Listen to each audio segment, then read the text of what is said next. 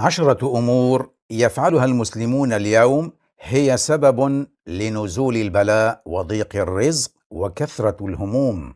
بسم الله والحمد لله والصلاة والسلام على رسول الله. أيها المشاهدون الكرام، إن الله عز وجل جعل لهذا الكون سننا لا تتبدل ولا تتغير، ومن أعظم تلك السنن أن البلاء وضيق الرزق وكثرة الهموم ليست أمورا عبثية ولا تقع مصادفة، بل هي نتائج لأفعال وأقوال وذنوب ومعاصٍ يرتكبها الإنسان.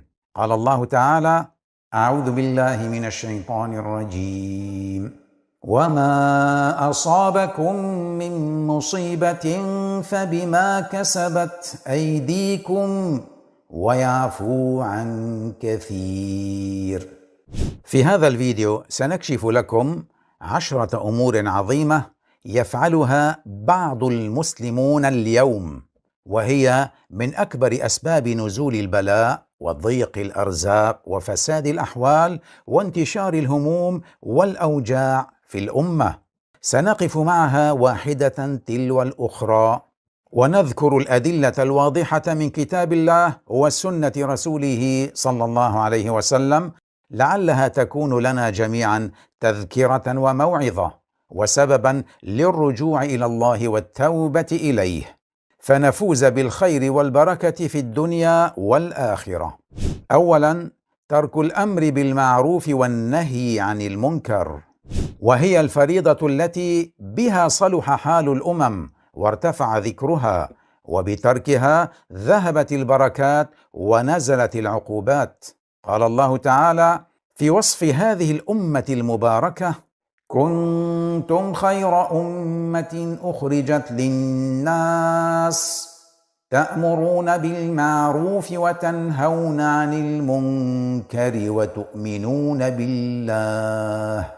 فجعل الله الخيرية لهذه الأمة معلقة بقيامها بهذه الفريضة العظيمة، وبين النبي صلى الله عليه وسلم خطورة ترك هذه الفريضة فقال: والذي نفسي بيده لتأمرن بالمعروف ولتنهون عن المنكر أو ليوشكن الله أن يبعث عليكم عقابا منه ثم تدعونه فلا يستجاب لكم.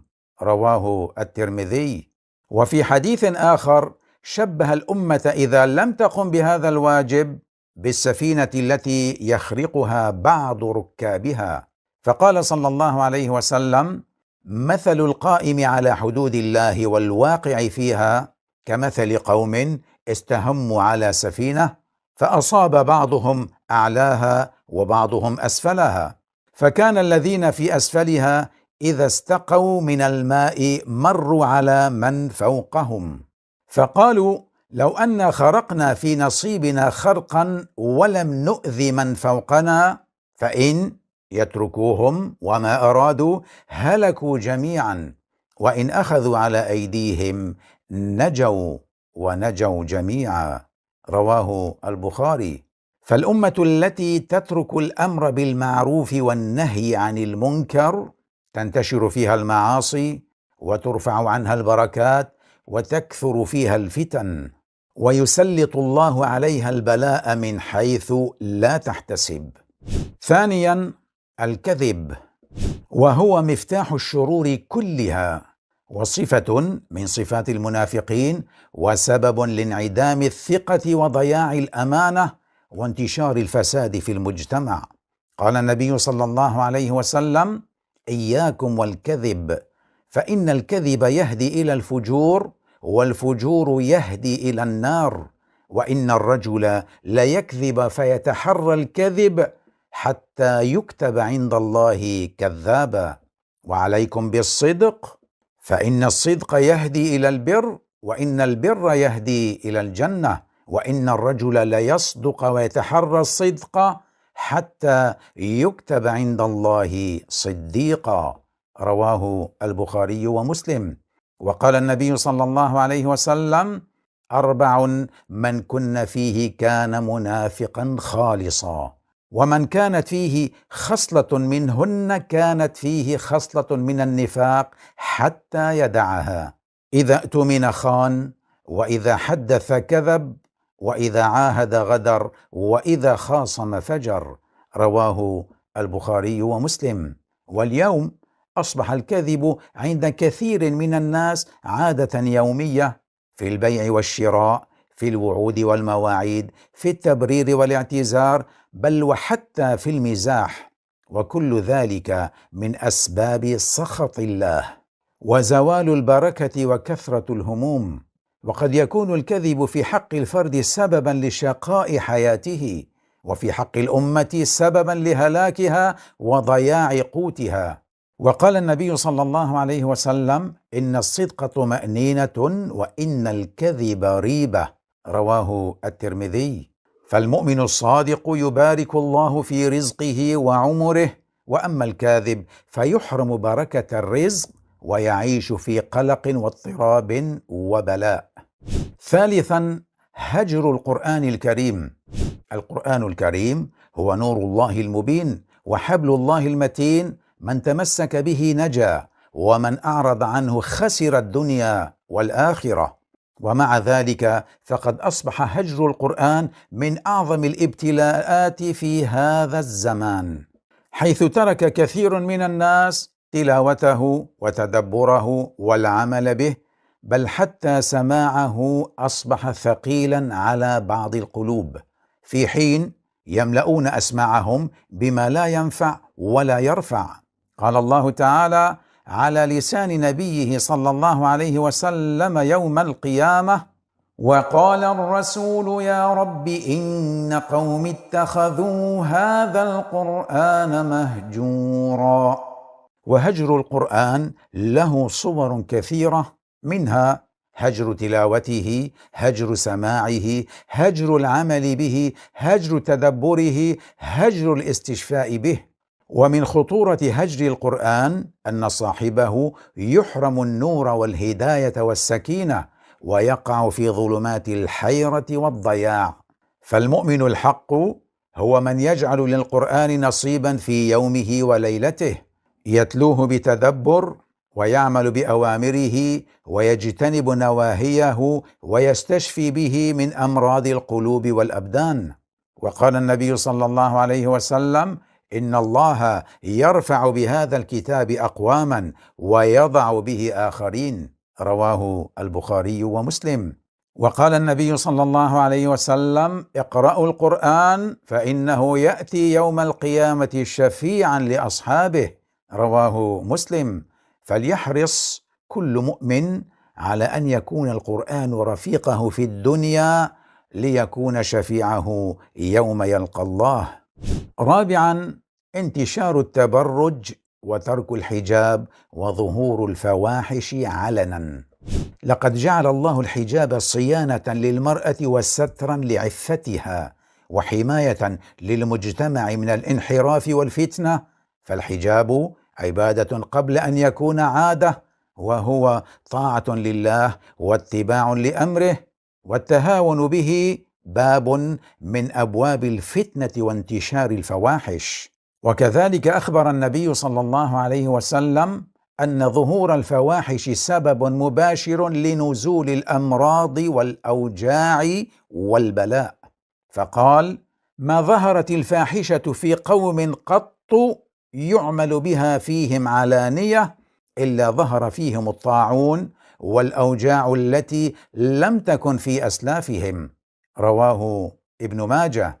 وقال الله تعالى: إن الذين يحبون أن تشيع الفاحشة في الذين آمنوا لهم عذاب أليم في الدنيا والآخرة والله يعلم وأنتم لا تعلمون.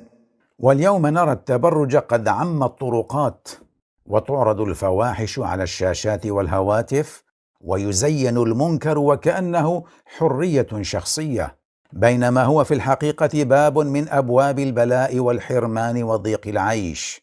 فلا خلاص للأمة إلا بالعودة إلى الطهر والعفاف. واحياء الحياء الذي هو شعبة من شعب الايمان.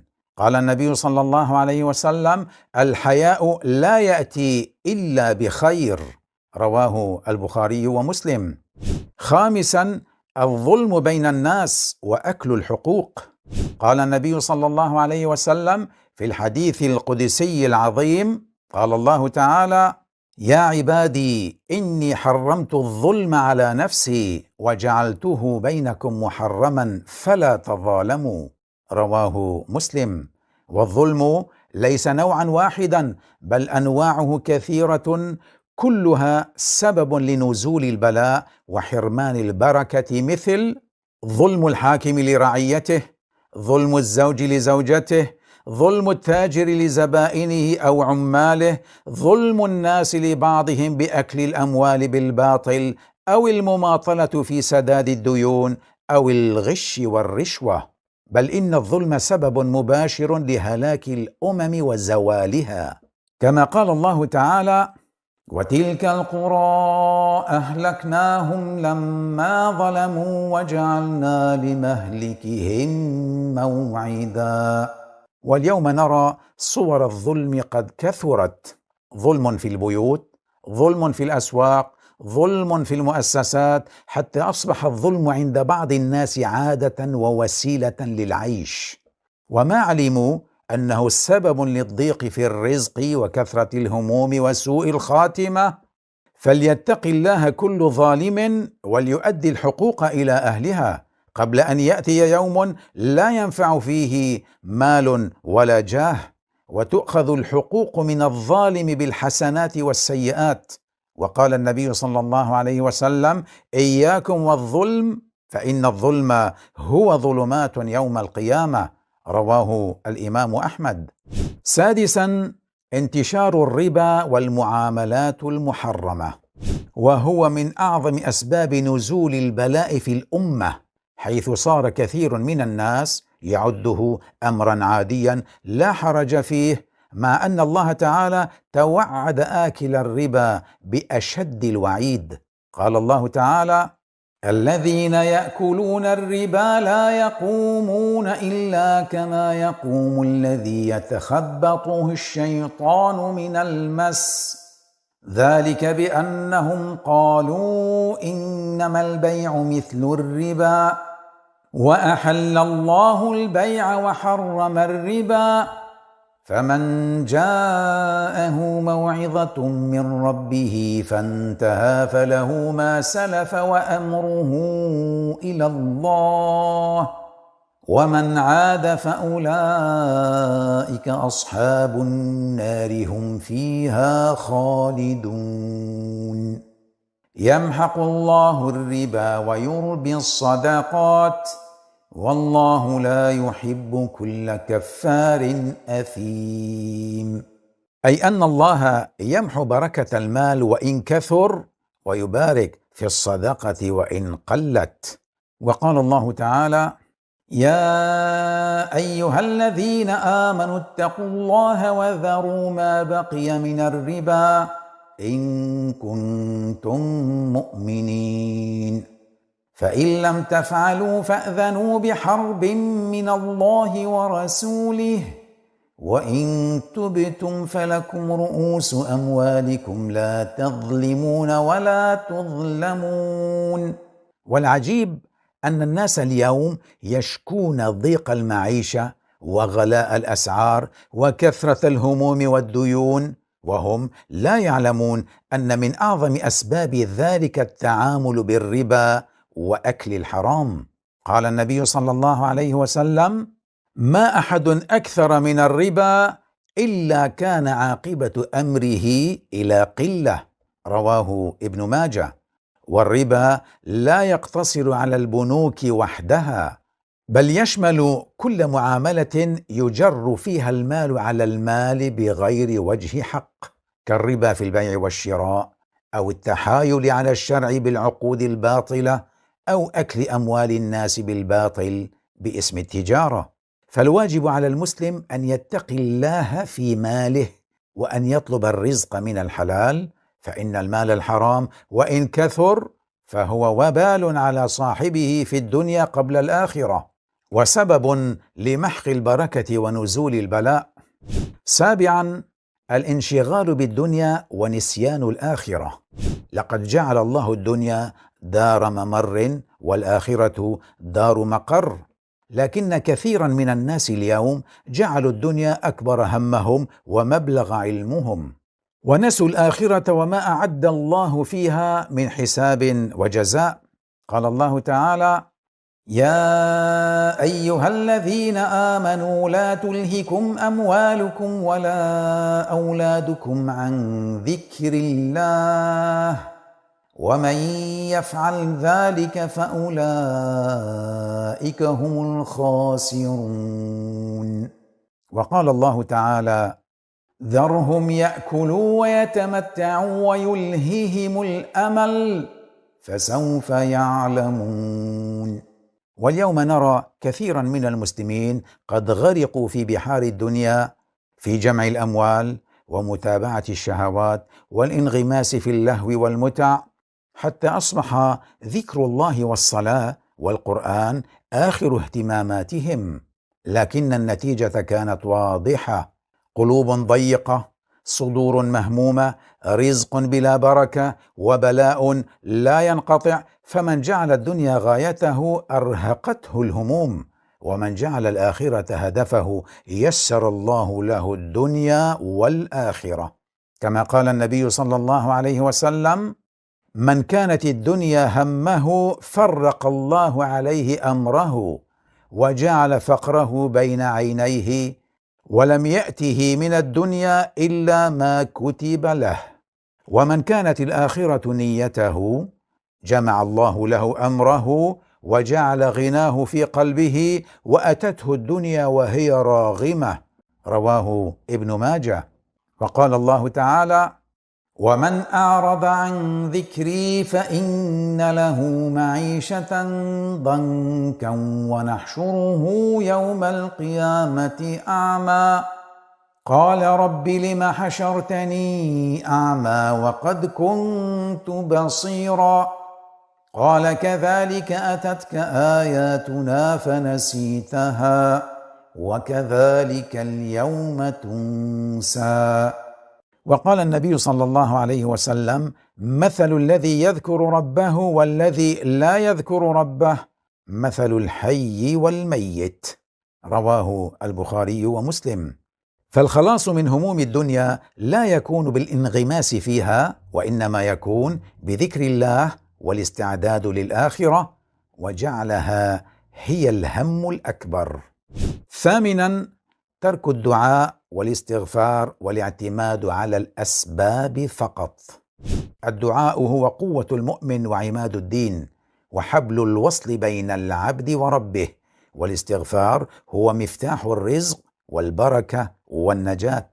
ومع ذلك ابتلي كثير من الناس في زماننا بترك الدعاء وإهمال الاستغفار والاعتماد على الأسباب المادية وحدها، وكأنهم يغفلون عن الأسباب التي لا تنفع إلا بإذن الله. قال الله تعالى: وقال ربكم ادعوني أستجب لكم. وقال الله تعالى: فقلت استغفروا ربكم إنه كان غفارا يرسل السماء عليكم مدرارا ويمددكم بأموال وبنين ويجعل لكم جنات ويجعل لكم أنهارا. وقال الله تعالى: وما كان الله ليعذبهم وأنت فيهم وما كان الله معذبهم وهم يستغفرون. وقد علمنا النبي صلى الله عليه وسلم أن الدعاء والذكر سبب لرفع البلاء. قال النبي صلى الله عليه وسلم: من لزم الاستغفار جعل الله له من كل ضيق مخرجا ومن كل هم فرجا ورزقه من حيث لا يحتسب. رواه أبو داود.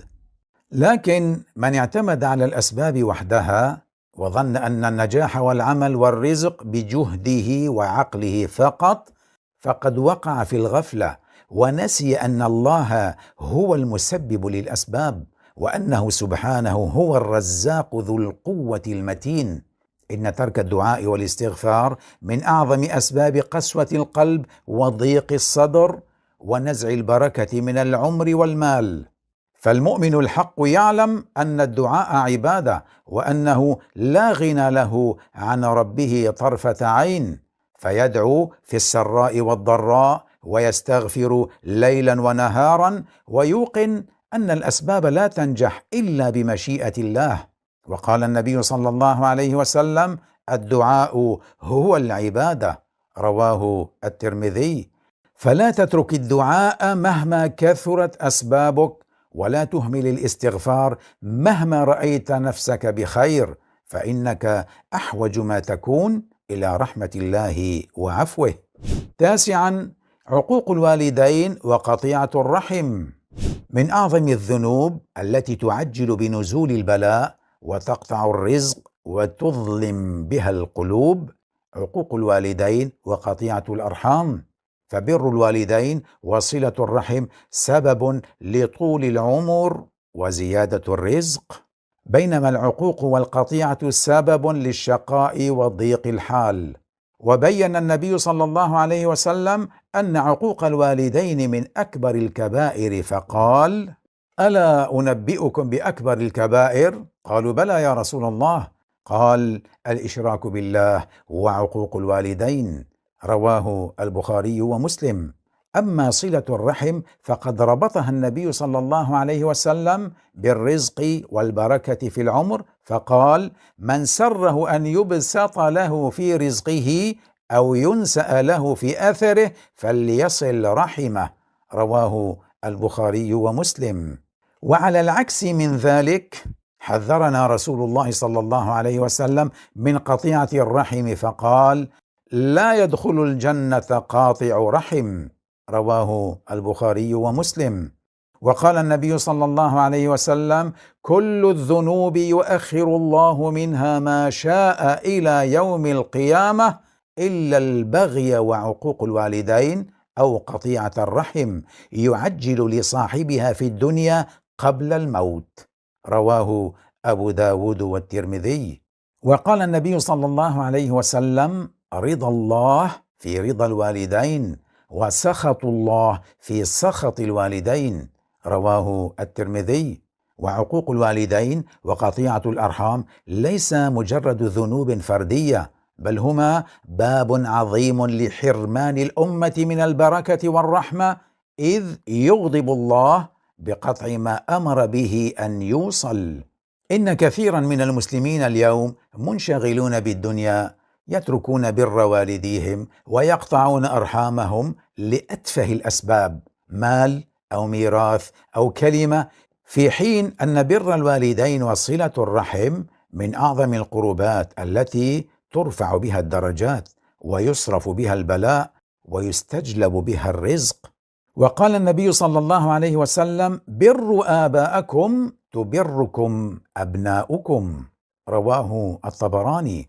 فلا دواء لضيق الصدر وضنك العيش أعظم من بر الوالدين وصلة الرحم، ولا سبب لنزول البلاء أعظم من عقوقهما وقطيعة الرحم. 10. ترك الصلاة أو التهاون فيها. الصلاة عمود الدين، أول ما يحاسب عليه العبد يوم القيامة، فمن أقامها نال الطمأنينة والسكينة والبركة في الدنيا والآخرة، ومن تركها أو أهملها خسر كل شيء. قال النبي صلى الله عليه وسلم: أول ما يحاسب به العبد يوم القيامة الصلاة، فإن صلحت صلح سائر عمله، وإن فسدت فسد سائر عمله، رواه الطبراني. وقال الله تعالى: ما سلككم في سقر؟ قالوا لم نك من المصلين. وقال الله تعالى: فخلف من بعدهم خلف أضاعوا الصلاة واتبعوا الشهوات فسوف يلقون غيا. قال المفسرون: إضاعتها تشمل تأخيرها عن وقتها، وأعظم من ذلك النوم عنها وتركها. وقال الله تعالى: فويل للمصلين الذين هم عن صلاتهم ساهون، أي يؤخرونها وينامون عنها حتى يخرج وقتها. والتهاون بالصلاة لا يقتصر على تركها، بل يشمل التأخير دون عذر، والتساهل في أداء أركانها، والصلاة بغير خشوع. كل ذلك سبب مباشر لحرمان البركة ونزول البلاء في القلوب والأبدان والمجتمعات. واليوم نرى كثيرا من المسلمين يستهينون بالصلاة ويجعلونها آخر همومهم، بينما هي سبب الأمن والرزق والسكينة والنجاة من كل بلاء. فالصلاة هي النور الذي يضيء الحياة والدرع الذي يحمي من البلاء، فمن تمسك بها تمسكت به الرحمة، ومن أهملها كان عرضة للهموم والشدائد وضيق الرزق. أيها الإخوة والأخوات، بعد أن تحدثنا عن 10 أسباب رئيسية لنزول البلاء وضيق الرزق وكثرة الهموم، أصبح واضحا لنا أن البلاء لا يأتي عبثا، وإنما نتيجة للأفعال والأقوال التي تغضب الله وتبعدنا عن طاعته. لكن الخير كله في العودة إلى الله، والتوبة الصادقة، وكثرة الاستغفار، والعمل الصالح، والتمسك بأوامره واجتناب نواهيه.